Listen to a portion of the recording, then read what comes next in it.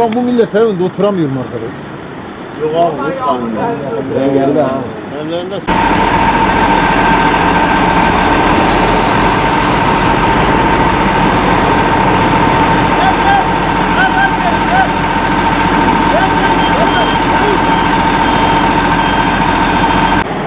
Al sana şey işte. Sesli de mi alıyor? Özür dilerim. Başla.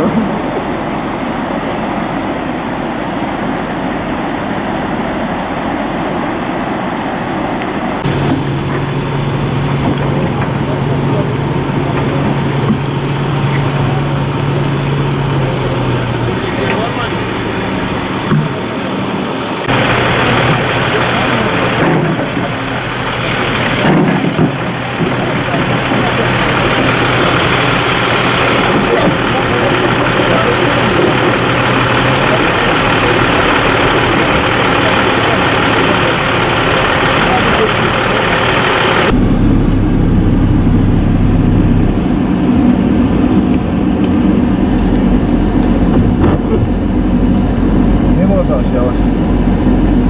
Yavaş sana gitmez. Sağ tarafa nasıl olmuş?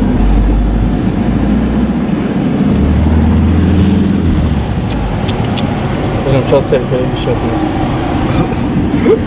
O değil. Pencereler açık. Ha valla.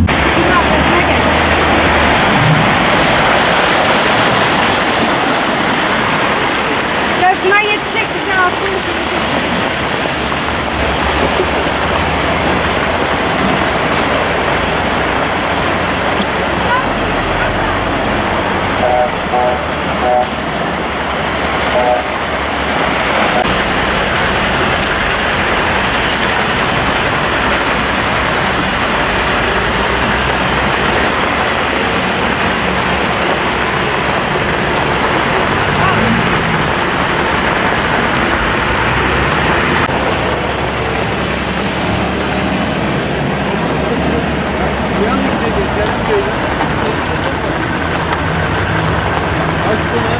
Sarı binada oturuyorum. 3 saattir evime gidemiyorum. 3 saattir.